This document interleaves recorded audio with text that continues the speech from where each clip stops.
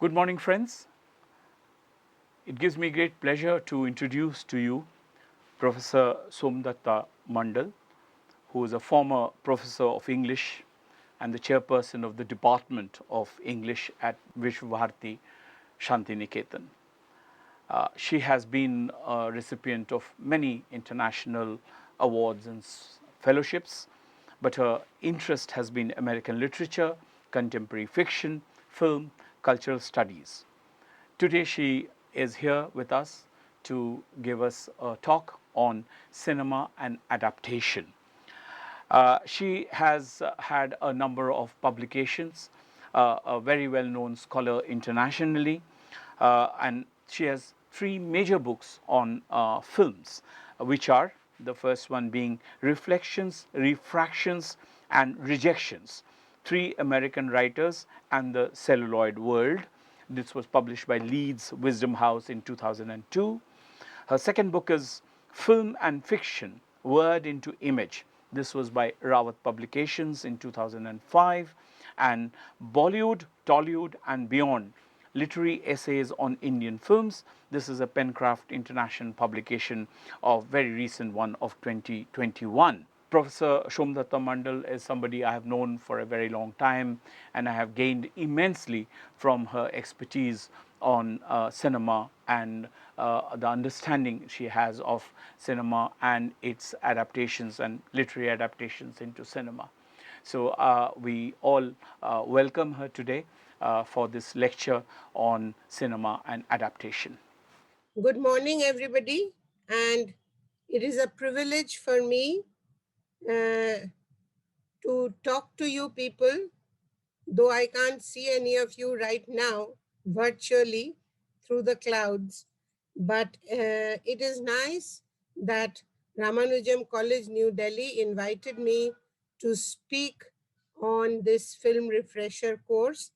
And it is on what I am going to speak on is film adaptations and its problems. And uh, let me begin. Now, ever since Edwin S. Porter created the first storytelling film, The Great Train Robbery, in 1903, the opinion has prevailed in many circles that the film is essentially a form of literature. This, however, is not exactly true. While the film and literature both aim to express concrete situations involving the development of a plot and the exposition of character and environment, the mediums through which they seek to accomplish these ends are entirely different. The film depicts concrete situations involving plot, development, and characterization, setting and environment, emotional reactions and philosophic attitudes and concepts by means of a series of plastic images, visual representations projected upon a screen in a darkened room before an audience. It is thus seen and heard by its audience and secures its characteristic form and rhythm by purely filmic process of editing. The medium of literature, however, is words.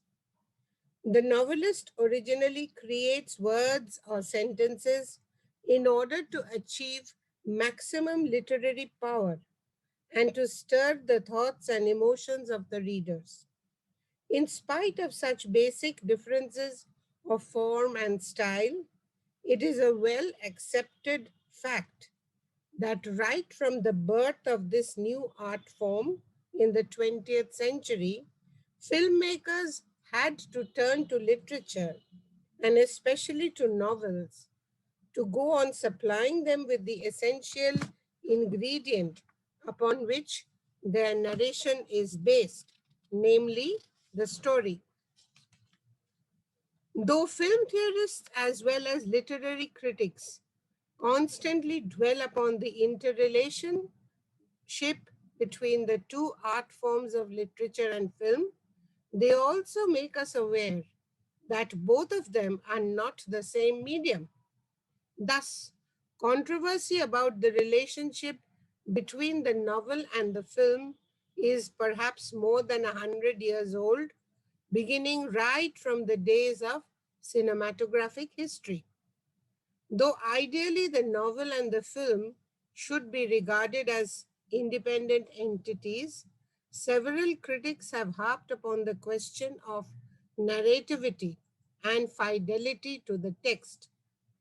Jeffrey Wagner, for example, divided film adaptation into three modes. A. The transposition, in which a novel is directly given on the screen with a minimum of apparent interference. B. The commentary, where an original story is taken and either purposely or inadvertently altered in some respect. And C. The analogy, which must represent a considerable departure for the sake of making another work of art. According to the French critic Jean Mitry, a novel is a narrative that organizes itself into a world. A film is a world that organizes itself into a narrative. Mitri argues that the adaptation of a novel to film rests on the absurd assumption that there exists a content which can be transferred or transformed from one form of expression to another. A change of form, therefore, results in another content. In short, in adaptations, you express a different thing. Mary Seaton, in her biography of Satyajit Ray, specially mentions this problem when she admits, I quote, books are not primarily written to be filmed. If they were, they would read like scenarios. If they were good scenarios, they would probably read badly as literature. Unquote. It is for this reason that it is possible for a picture like The Birth of a Nation, 1915, both to be a great film and to have as its literary source Thomas Dixon's 10th rated novel, The Clansman, which, though containing scattered references to various battles of the American Civil War, did not match the battle scenes that the director D.W. Griffith conceived and which, for sheer brutal impact and plastic eloquence, have never been surpassed.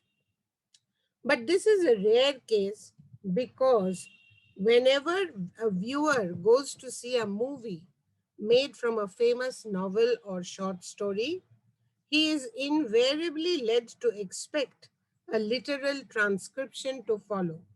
And because most of the time his expectations are not met, he or she is left with a sense of betrayal.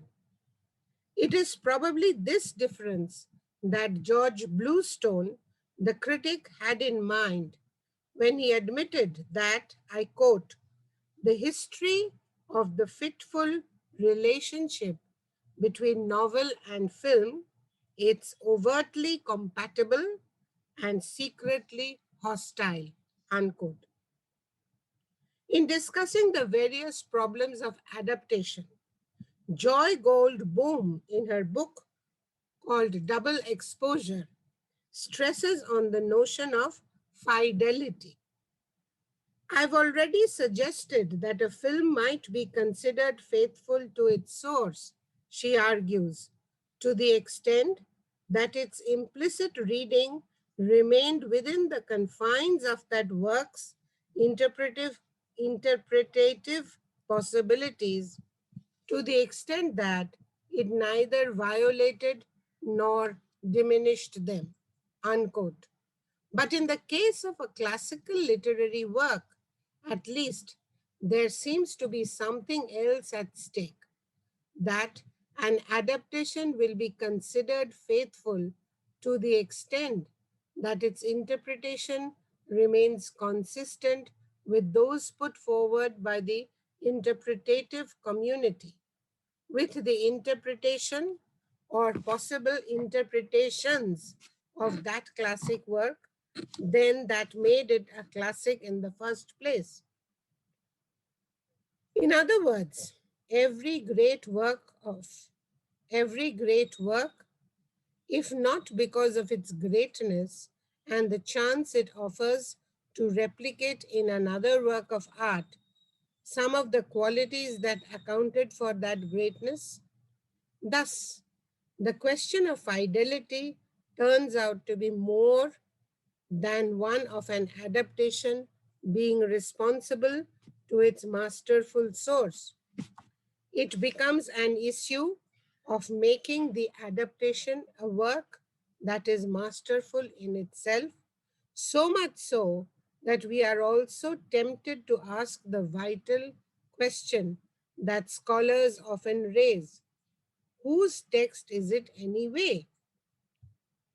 Today, the cinema is an Orwellian tool of social engineering of terrifying power, but few novelists have ever got seriously involved with it. This leads to adaptations with all its inherent problems. In discussing the aesthetics of film adaptation, the basic question pertains to what the literary text gains or loses in the process of celluloid transposition. The filmization of a literary piece of work depends on the filmmakers, especially the director's approach towards the filming of the literary work, and secondly, the principal objective of putting it on film. Before coming down to the specifics, one must be clear about the difference between translating a literary piece of work from the print media of words to the audiovisual medium of film and adapting a short story or a novel or a play for and through a film. When a director is merely translating, the question of aesthetics would not assume much significance. Even so, it would be pertinent here to quote the instance of Edwin S. Porter's film, The Life of an American Fireman, 1902. The Edison Catalogue of 1904 claimed that the aim of this film was to portray the subject, and I quote, without exaggeration, and at the same time to embody the dramatic situations and spectacular effects which so greatly enhance a motion picture performance, unquote. As a way of fusing these two lines of action, the documentary footage of the firemen on the job and the melodramatic situation of a woman and child threatened by fire, Edwin Porter devised the technique of editing. Remember the years. It is 1902 when cinema has just emerged as a new art form in the 20th century. So the technique of editing begins right from there. He used it to adapt the narrative conventions from literature and drama. Editing gave him the distinct advantage of, firstly, to treating the shot as the basic cinematic unit, and secondly, to achieve motion within individual shots as well as in continuity between them. Porter's example proves, therefore, once and for all, that direct translation from literature to film is not possible because of the tremendous change in dimension and technique of the two media. Therefore, one goes into the question of adapting a story from the print medium onto the film medium and finds out that there could be several reasons behind it. I go one by one. The first reason, he or she simply wishes to filmize the story because he likes it very much and therefore wishes to narrate it to his audience through his or her own language of film. The film rendering of Upamanyu Chatterjee's English August is a case in point. The film Earth by Deepa Mehta, which won accolades at the Toronto Film Festival in 1998, serves to exemplify the point further. Based on Ice Candy Man by Bapsi Sidhwa, the novel as well as the film renders the trauma of the partition as seen through the eyes of an 8-year-old girl, Lenny. Mehta, of course, confessed that this film was part of a proposed trilogy on human relationships, the earlier production being called Fire. Now we come to the second reason for adaptation. The director wishes to adapt because he believes the story lends itself beautifully to the medium of film. William Wyler's Wuthering Heights and Vincent Minnelli's Madame Bovary, or the 1956 version of John Huston's Moby Dick, are some examples. Third point, the director wishes to present his personal interpretation of the original story through his own language of film. The example here I give is of Satyajit Ray's Charulata, which is based on Tagore's novelette Noshtonir, exemplifying the great potential that cinema can offer over ordinary expression in literature. The opening sequence, for example, cinematizes in a few minutes of screen time several pages of the story, and through this relatively short sequence, we come to know a lot about Charu, the protagonist. A simple device like the opera glasses, a rack of books, including the works of Bankim Chandra Chattopadhyay, and a few slatted windows suggest the loneliness, the boredom of her life till Omol, her brother in law, enters the scene. The fourth example of adaptation is when the director wishes to reinterpret the story by relocating it in terms of time, setting, place, etc. The immediate examples which come into mind are Akira Kurosawa's Run and The Throne of Blood as adaptations of Shakespeare's King Lear and Macbeth, or Satyajit Ray's Indian adaptation of Ibsen's play Enemy of the People, in order to make it acceptable to an ethnically and culturally different audience. So Gonoshodru turns the storyline, Indianizes it into a situation which had been mentioned in Ibsen's play, but here it is contextualized in the Bengali context.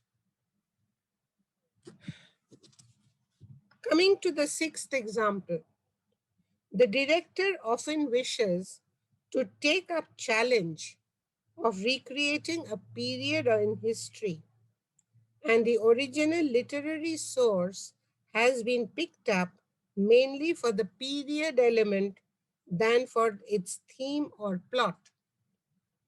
The film version of E.M. Foster's A Passage to India is such a period piece, reminding us of the Raj days, where the mysticism of the original novel is totally lost.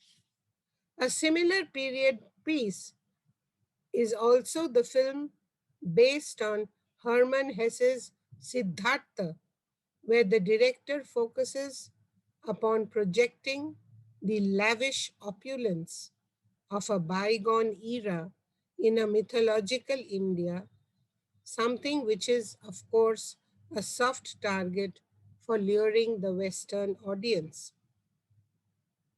Coming to the seventh reason, the director wishes to adapt because he believes that the story does not lend itself to the film medium and that itself offers a tremendous challenge to him as an artist and as a craftsman. The best example that comes to mind is Peter Brook's The Mahabharata. It seems fortunate that the director completed his experimental projects several years ago. Otherwise, with the rise in Hindu fundamentalism at present in India, it would probably have been difficult for him to withstand the Rushdian kind of fatwa imposed upon him, especially for the liberty he took in reinterpreting the Indian epic. The ninth reason for adaptation is when the director wishes to filmize because the story as literature reflects in some way or another his own ideological stand on a particular subject or issue, and his use of the film medium is to convey this ideology to his audience. Kumar Sahani's 1997 directorial venture in interpreting Rabindranath Tagore's 1933 novel Charodhai, or Four Chapters, best exemplifies the case in point. Questioning blind nationalism and blind adherence to a leader, the book does not have a clearly defined narrative, not a linear storyline. In fact, many, like Sahani, consider it the breakdown of the novel form. Yet, as a director, he was drawn by Tagore's very different idea about nationalism. The novel was written in Kandy, and already Tagore was moving towards a pan Asiatic internationalistic vision, says Sahani. He believed in the right to self determination, self realization, what was higher than an ethnicized concept of nationalism. So, Tagore's descriptive passages are in the dialogues, and the director has been faithful to the novel. And he said, I quote, my takeoffs are in between the four chapters. End of quote. I would now, after giving you at least 10 different reasons for adaptations, I would now like to narrow down my focus on the problems of adaptation by discussing two examples in a little detail. It is ironic, informative, and ultimately not at all surprising that the work of an author considered particularly cinematic within quotes has yielded a problematic adaptation. Take the case of Michael Ondaatje's The English Patient. In the novel, time is often recalled at a place. The unnamed English patient, burnt beyond recognition, lies in bed in the abandoned Villa San Geronimo in Tuscany, and dipping into his well of memory, he tells stories which slip from level to level to a young Canadian nurse, Hannah. The patient's notebook is a copy, an English translation of the histories of Herodotus, to which he has added cutting and gluing in pages from other books or writing his own observations, proving that the body of Herodotus's text is not fixed for him. Hanatu is unconstrained by the static text and writes her thoughts in the blank pages of books and then hides them in the high shelves of the villa's library. She reads aloud to the English patient in the evening, unconcerned with chronology or continuity.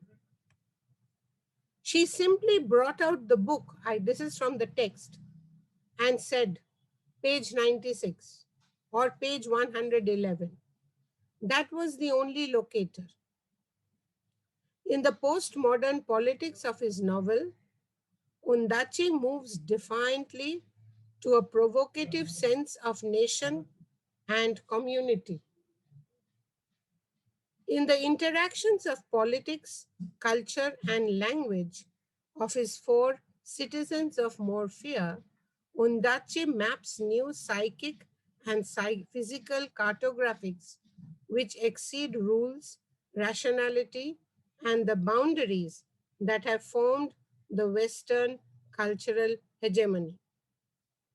In forms closer to Teshom Gabriel's traveling aesthetics, that is cinema, or what Giles Deleuze calls nomad thought, Ondaatje opens both the community and aesthetics in the novel to all that is decentered, context specific, shifting, provisional, and dispersive. Brilliantly questioning the Western modes of understanding history, from Herodotus to Caravaggio, he explores a new provisional community whose bond of intimacy and of cultural politics might be described as, firstly, a defiant of closure, secondly, rejecting the structural mode of beginning, middle, and end, and thirdly, reflecting a cosmic integrity in the realm of representation. Apparently speaking, adapting such a novel for the screen should not have posed any problem for Anthony Minghella, whose screenplay was not a literal translation of the novel. The average reader will probably remember the Oscar laden epic film, The English Patient, more from the dope dread gorgeous Naveen Andrews, who cuts a heroic dashing figure and actually gets together with the delectable Juliette Binoche, something that most men aspire to. But I think the real challenge of adaptation lies elsewhere, not in the misplaced faith in the true to life replication of Ondaatje's surface events, but in finding cinematic equivalence to the tensions he inscribed into that web of linguistic interrelations which constitute his text. Apart from the non-verbal signifiers, namely music, iconic images, ambient sounds, and other audiovisual manipulations, which according to Joy Gould's Boom suggestion is also a language within quotes, it is the literary language which have no cinematic equivalents that pose the real problem and eludes adaptation. At the simplistic level, Ondaatje is not read in order to find out what happened next, as E.M. Foster had put in his aspects of the novel, but for what is written next and how it is worded. Consider, for example, one line towards the latter part of the novel, and I quote this line: "It was as if he had walked under the millimeter of haze just above the inked fibers of a map, that pure zone between land and chart, between distances and legend, between nature and storyteller." Sandford called it geomorphology. This is from page 246 of the novel. Now, this kind of narration certainly is very difficult to replicate in cinematography. To keep the film to its standard length, therefore, the director takes course to what we call larding or padding the text, often audiovisual pleasures exceeding narrative functionality. Going back to the point I made earlier, we are left with a negative reaction from the audience to the director's sincerest effort of authentic adaptation. Now, after this international example from an internationally cast crew and production, the second example is from our home ground, that is, from the Indian context, where the problem of authenticity acquires a newer dimension in the sense that often regional languages create more distance. The general problems pertaining to literary translation from the source language to the translated language, that is very clear in Indian literature, also becomes apparent in films. For example, take the instance of Mahashweta Devi's Hajar Churasi Ki Ma, mother of 1084. Told in simplistic terms, it narrates the story of an unsuspecting mother who faces the trauma and tribulations after the death of her young Naxalite revolutionary son in Calcutta, when she is called upon to identify his corpse, and the narration centers around how she gets involved in her son's political activities only after his death. Though Govind Nilhani, the director, was true to the spirit of the translated text, and though Mahasweta Devi herself had given a most heartening endorsement for the performance of Jaya Bachchan in the lead role of the mother, for serious viewers across Bengal, the film seemed to have failed in the depiction of the haunting memories of the turbulent 1970s, and the depiction of the actual Naxalite movement seemed too insipid. Yet, considered from the psychosociological angle, the film can be called successful in the depiction of the lead role of Sujata, the mother, who is the prototype of every urban Indian woman who pretends to have established a great channel of communication with her children, but seldom dig deep to understand what might be bothering them. And after she does so, she often gives up, saying that she cannot handle them anymore. Another interesting deviation of the same problems occur when the original text, as well as the filmic version, happens to involve masters in their respective fields. Take the case of Rabindranath Tagore's The Home and the World, Ghore Baire, when it is made into a film by the world-class avant-garde filmmaker Satyajit Ray. Tagore's 1916 novel written in the diary form of narrative, is a significant yet a rather complex work of fiction. Embedded in it is a historical moment of the Swadeshi in Bengal around the years 1903 to 1908, a period in Indian nationalism when the concerted demand for self government and the boycott of British goods seemed for a while to rock the very foundation of imperial administration in India.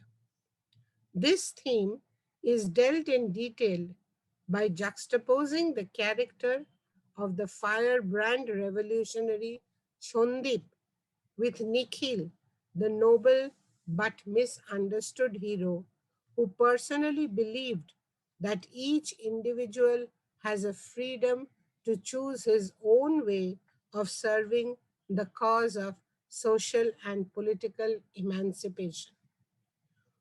What is more significant is how Tagore portrays the invasion of this Swadeshi political movement to the home and ultimately brings in a threat to feminine virtue. When such a complex story is made into a film, one is naturally interested to see how the symbolic meanings of the home and the world are analyzed. Closely following the text, Ray's statement that, I quote, I did not use a single line of Tagore's dialogue in the film because the way people talk in the novel would not be acceptable to any audience. Unquote. This puzzles us. Again, though Tagore presents his introspective story through multiple points of view, shuffling through the narratives of the three main characters at random, Ray's straightforward narration in the film makes some critics feel that the film is structurally weak. One such view endorses that the film is divided into three separate watertight sections. The first section deals exclusively with Bimola. The political involvement of Shondip and Nikhil covers the second section, and the third section primarily focuses on the Hindu Muslim riot and clash. These three sections, according to this critic, do not seem well coordinated, or in other words, one section does not automatically lead to the other. Again, though critics and the viewers in general accept the changes when a work of art is transferred from one medium to another, from one set of codes to another, one of the most frequently raised questions regarding the home and the world is that whereas Tagore left his novel rather open ended, if you remember reading the novel, it ends that the communal riots are breaking out. Sandeep runs away to safety, and Nikhil rides off into the night to face the hostile mob. Satyajit Ray, on the other hand, makes his story rather well closed instead of open ended. In the film, Bimola is seen looking out of the window and she sees people carrying in Nikhil's dead body in a procession, and immediately the image of the widowed Bimola fills up the screen. The film, considered one of Ray's failures, is now merely referred to as a definite period story. Tagore had come to realize that, I quote Tagore, cinema continues to be a sycophant to literature because no creator has yet liberated it from this servitude by the strength of his own genius, unquote, and Satyajit Ray attempted to do just that. Considering the novel versus film debate with special focus on the problems of adaptation, it can therefore be unanimously accepted that as long as popular novels or literary masterpieces will be adapted to the screen, these problems will persist, and critics will go on harping that the sanctity of the literary text has been destroyed. Andrei Tarkovsky's declaration that the time has come for literature to be separated once and for all from cinema can find theoretical acceptance. But as long as the film industry relies on literature to go on constantly supplying them with the raw material, adaptation with its various problems will continue to worry critics, readers, and viewers alike. Adaptation, of course, can never be synonymous with betrayal of the original work which motivated the adaptation in the first place, except perhaps in the case of popular cinema of the mainstream kind, where there is this brazen aim of glamorizing the text through form and content. As an example of this kind of betrayal, if you can call it, if of course one can call that, is Devanand's film adaptation of R.K. Narayan's The Guide. One can easily draw a parallel between this kind of film and that of packaging a product beautifully so that its saleability in the mainstream market goes up. Of course, this is true of mainstream cinema everywhere. In keeping with the familiar Aristotelian strictures of the well made play, even Hollywood cinema is goal driven. Its hermeneutic moves through character based causality towards a logical conclusion. On the other hand, there are also instances when an ordinary run of the mill story, like Khuswant Singh's A Train to Pakistan, can be rendered on the screen to depict the horror trauma of the 1947 partition more or less accurately.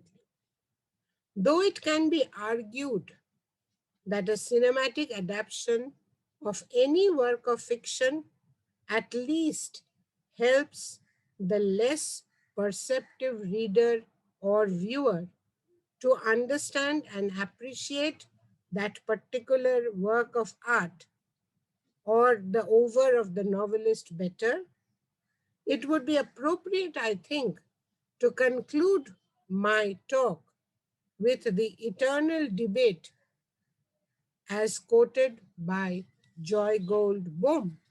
And I quote Boom. This is what she says.